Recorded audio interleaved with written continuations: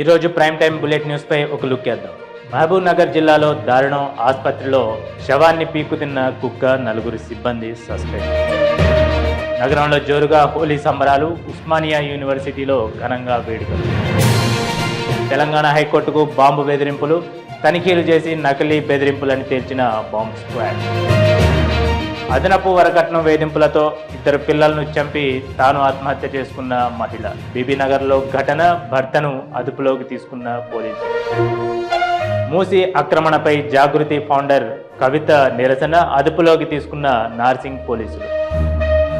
రాష్ట్ర ఆర్థిక పరిస్థితిపై శ్వేతపత్రం విడుదల చేయాలని రేవంత్ రెడ్డి ప్రభుత్వానికి లేఖ రాసిన యూనియన్ మినిస్టర్ కిషన్ రెడ్డి.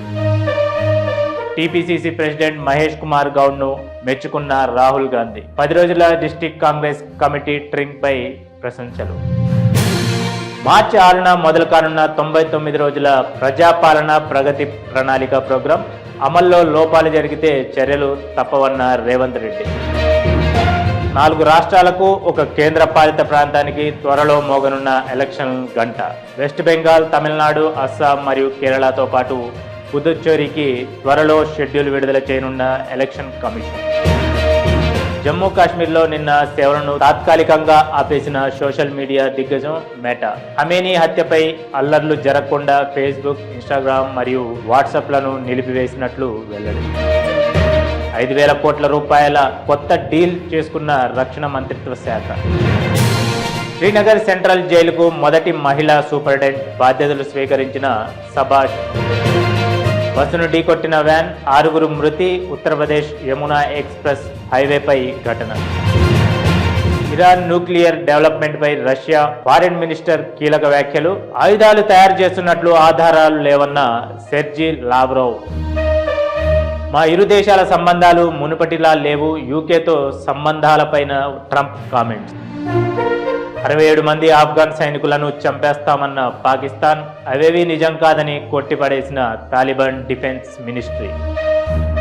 నేడు తొలి T20 వరల్డ్ కప్ సెమీఫైనల్. కోల్కతాలో తలపడనున్న సౌత్ ఆఫ్రికా, న్యూజిలాండ్. రాత్రి 7 గంటలకు ప్రత్యక్ష ప్రసారం.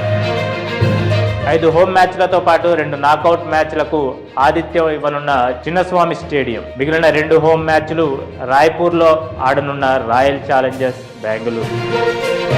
4వ రోజుకు చేరుకున్న యుద్ధం. ఇరాన్ అధ్యక్ష భవనంతో పాటు 2 అణు కేంద్రాలను నేలకొరిగించిన అమెరికా, ఇజ్రాయెల్. ఇరాన్ సుప్రీం లీడర్గా ఎవరిని ఎంచుకున్నా చంపేస్తామంటున్న ఇజ్రాయెల్. పాలన పగ్గాలను ఖమేనీ కుమారుడు ముస్తఫా హుస్సేనీ ఖమేనీకి అప్పగించినట్లు కథనాలు వచ్చిన నేపథ్యంలో హెచ్చరికలు జారీ చేసినట్లు సమాచారం. రికార్డులు సృష్టిస్తున్న పెద్ది సెకండ్ సాంగ్. 24 గంటల్లో అత్యధిక వ్యూస్ సాధించిన పాటగా రికార్డ్. ఢిల్లీతో సహా అన్ని టీంలను టీవీకే ఓడిస్తోంది. తంజావూరు జిల్లాలో జరిగిన బహిరంగ సభలో మాట్లాడిన పార్టీ అధినేత విజయ్. అగ్నిగుండంలో పడి భక్తులు 10 మందికి గాయాలు. నల్గొండ జిల్లాలో శ్రీ పార్వతీ రామలింగేశ్వర స్వామి కళ్యాణోత్సవంలో అపశృతి. యష్ టాక్సిక్ సినిమా విడుదల వాయిదా. మార్చి 19న ఈ చిత్రం విడుదల కావాల్సి ఉండగా జూన్ 4కు వాయిదా వేస్తున్నట్లు పేర్కొన్న టీం. బుధవారం కుప్పకూలిన గోల్డ్ అండ్ సిల్వర్. యుద్ధంలోనూ తగ్గుతున్న రేట్లు. భారీగా పతనమైన టమాటా ధర కిలో ₹5 ఉండడంతో ఆందోళన చెందుతున్న రైతులు.